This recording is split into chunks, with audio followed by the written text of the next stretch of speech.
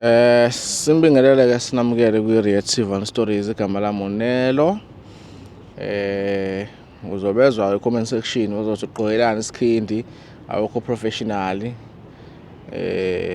Ya vele ngixakeke ukuthi isikhindi sikho professional kanjani, but-ke siyadlula lapho. Bafethu, create ama-account enu EasyBet. I-link la description noma uthi www.easybet, create i-account yakho ebese usebenzisa i-promo code uLove50 uthole-ke i-free voucher.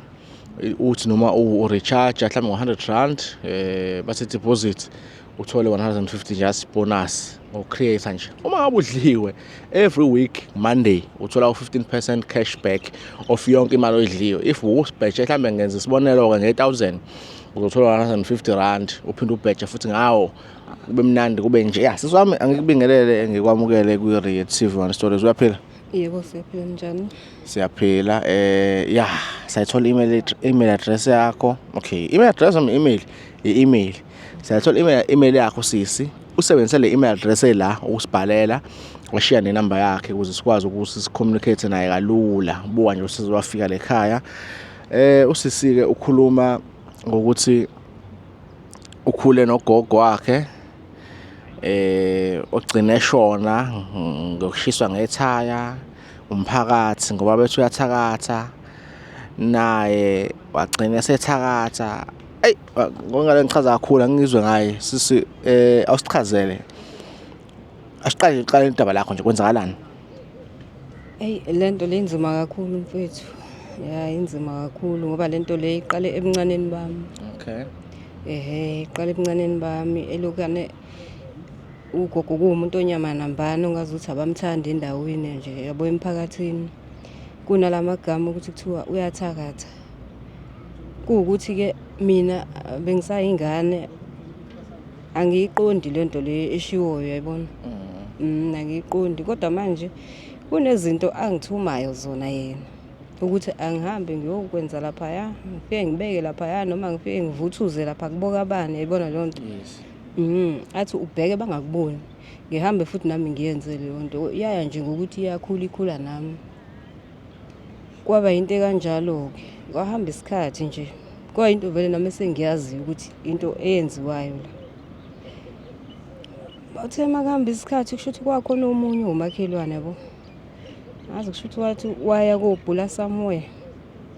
Ufike wathola ukuthi uqedwa uyena Ugogo. Wabuya lo muntu eseyibhomu. Yebuye yibhomu asho ukuthi ukhathele yena ukuthi ene balokhane begqilazwa uyena ngalezi zinto lezi azenzayo. Uma kunjalo hayi shuthi bawuhlabe bawulawuleke. Kube yinto-ke manje le eseyingenwa na abanye yeso.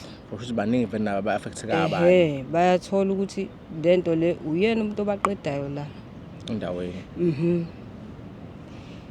Hayi kwashuba lokho ngangokuthi-ke kwazi kwangenelela la ekutheni bafike bambambe-ke. Kuyiwe khona enye indawo le kuthiwa khona uyabona le ndawo lezi makuzohlangwana khona kukhulunywa izinto lezi. Okwathi meeting emphakathini. Bamthatha bamisa lapho, uma bemisa lapho hayi ngalelo langa-ke okubuhlungu babeyoqeda nje ngaye. Babeyoqeda ngaye ngoba bafika bamthela ngopetrol bamfake lento le ithayi. Okay. Bayisho nje ukuthi bakhathele bona ukubulawa uyena, bakhathele zonke nje izinto, bebala zonke izinto azenzayo. So ngaleso sikhathi wena wawubona noma wawusicashile indawo thizeni? Yabo ngingathini, ngathuka nje kakhulu, ngabaleka mina. Okay. Ngabaleka ya. Kuthi kwenzeka kodwa ukubaleka kwami nganginako ukuthi ngiyalunguza, yabo. Yes. Kodwa manje abantu mase sebebaningi bevalile kanje ayikho into oyibonayo.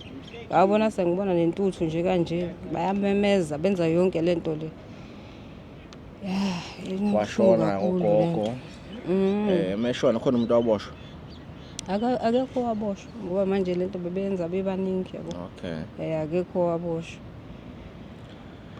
Impilo yaqhubeka ekhaya, wena ubuclose nogogo. After gogo seshonile kwenzakalani ke kuwena? Kube nzima kakhulu, ngifuna ukuqamba amanga. Kube nzima kakhulu nje ngoba ayiphumanga kwalento-ke kumina le okuyiyona kade yenza yabona. Okay. Lezi zinto angenzisa zona nje azange ngiziphume kwasemqondweni wami. Angangokuba wazi kwabuya kwahamba isikhathi wabuya ngazuthi ubuya ngephupho yazo. Uzongitshela ukuthi lezi zinto zakhe lezi ade sebenza ngazo angimgadele zona. Okay.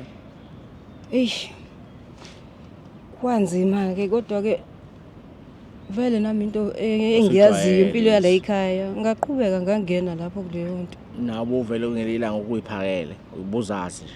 Ngiyazazi mina kade ethunywa yabona. Imina kade ethunywa kuwukuthi phela ngeke uhambe ukhuluma izinto zala ekhaya ngoba naye ngendlela alokhuza ngayo ngendlela akutshela ngayo ukuthi yenza kanje ungalingi ukuthi yabona bangakuboni obani. Yes. So ngifuna ukunderstand la uma ke nogogo wakho mhlawumbe ngalesikhathi esaphila noma manje ufika ke kanjani ukuthi umuntu umthakathi so kwenzakaleni uzo umuntu nje uthi lo othi ngithatha inhlabathi ethile othi ngimfakele isichitho othi ngenzele ukuthi kusuke kufika phi ngifuna ukunderstand leyo nto leyo. Ngathini enye into esusa enza into enjalo yabona khona lezi ngxabane ezincane ube ukuthi nje udinwe umuntu ukuthi uyangisukela yabona ungisukelile ikhonto kwenze yona yisi kuba ugadlile ngoba manje wena ngendlela ozoreacta ngayo ukuthi uthinta omunye ke yabona leyo nto le nami sengikuyona ke leyo nto leyo akudlalelwa mina kumina hayi akudlalelwa bayazi nje hayibo mina ngina 3 down. Okay, let's say mhlawumbe sichazele mubashaya down wenze njani uyabadlisa wenzakalani noma wathumela ngezinto ebusuku. Indlela ziningi kakhulu indlela zokwenza ngoba manje uqala ubheke ukuthi naye lo muntu lo ungamthola kanjani.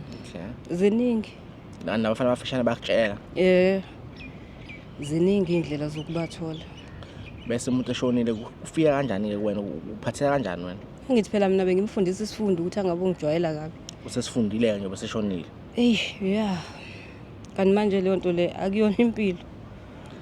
Okay, mhlambe lento personal wena as a person nje izintombazane usukuyifisa ukuyenza noma igcinise yakheleka ngenxa ye-experience yakho.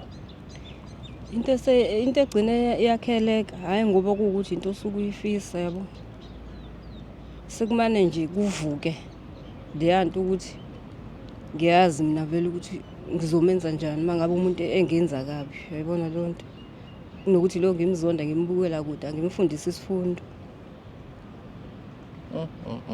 Una 3 down manje 3 ugogo mhlambe dala kusawuyena ukuthuma babe ngakho nje obazi endaweni. Kunzima kakhulu ngoba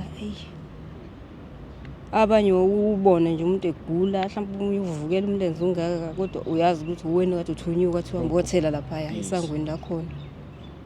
Manje njengamanje nje usibhalela uthi wena awusayifuni lempilo le uyafisa uzolahla lezi zilwane lezi why wena ungayithatha uyibeke emfuleni. Ngeke ngibona ngathi zisazongilandela mhlawumbe mangathola umuntu ozokwazi ukuthi abe nosizo ozaziyo mhlawumbe naye kangcono yabo owazi ukuthi mangizozilahla mhlawumbe yini enyangayenza ukuze zikhohlwe mina zingangilandeli. Waye ungathatha ummese uyikwazi. Ngiyasaba zinolaka ngathi azithintwa lezi zinto ngeke uthi wena uzolwa nazo ubhekane nazo wena kanje. Ngizwa kuthiwa umdala uyibona kodwa musa ingane ngoyibona uyayibona musa ingane wena usayingane ngoyibona.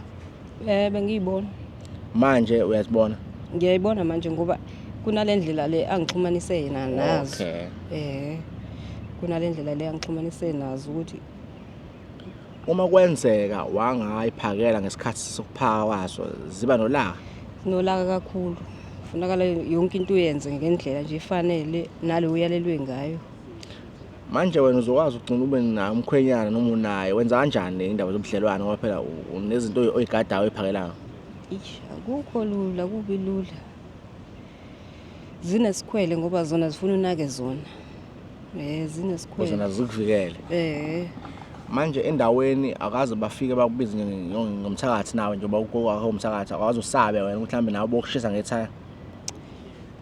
Ngithini kuke kwenzeka lokho ukuthi ngibe nako nje ukusaba ngoba phela vele bekade ngikhula ngihlala naye yonke lezi zinto ezenzakalayo zenzeka sisonke naye. Yes. Kuyashiya kuthiwa nale ngane yakhe le yabo kaMthakathi noma ingane yaMthakathi.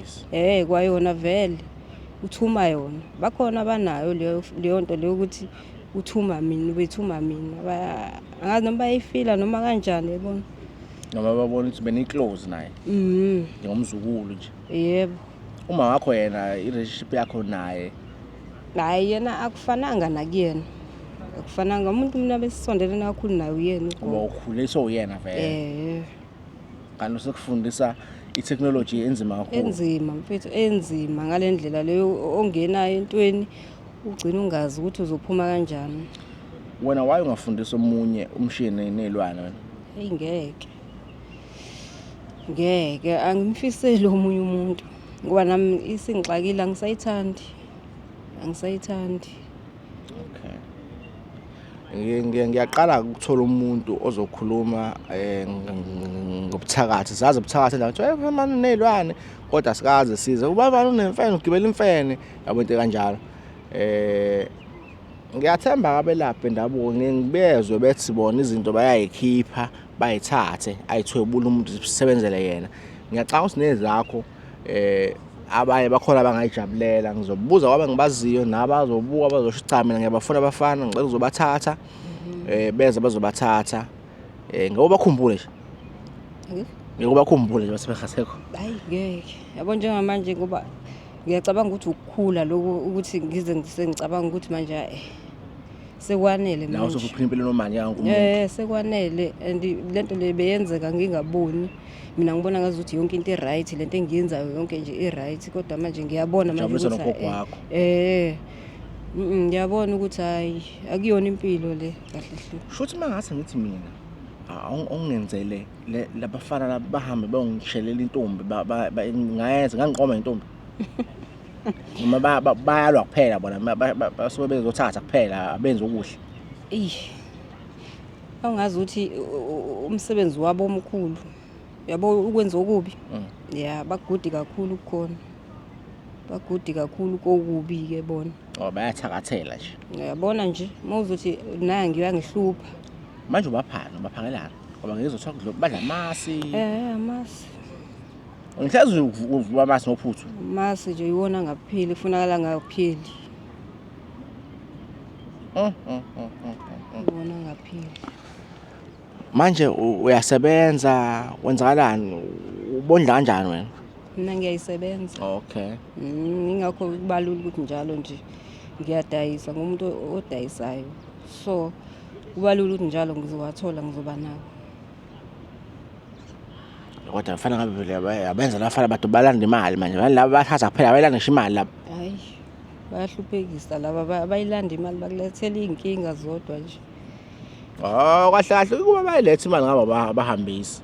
Hayi kuba bayilethe imali manje la uma ngabe kunomuntu ozonginika inkinga noma onginika inkinga Muwadinwa uthola senkingeni yena. Awuzoyithola senkingeni ngoba ngizothi isikheshe nangempela futhi. Uzothini? Ngizothi isikheshe ngiyabathuma. Nangempela zizokhala nje. Ingakho ke nje naye ngiyacabanga ukuthi beze benza ngalendlela ukuthi bambulale ngale yandlela ngoba basebehlulekile. Usho bamgadla back kanti uqinile bamprotect. Nokusinda nje kusho ukuthi usesindile kaningi bethi bayamzama ziphinde zimthiphise phela lezi zinto zakhe ukuthi bakhona abakhokhobelayo bafuna ukwenza ukuthi yayibona. Cha siswami siyakuzwa udaba lakho uzodlulisela abantu esibaziyo nala comment section abangarecommenda umuntu ongasiza.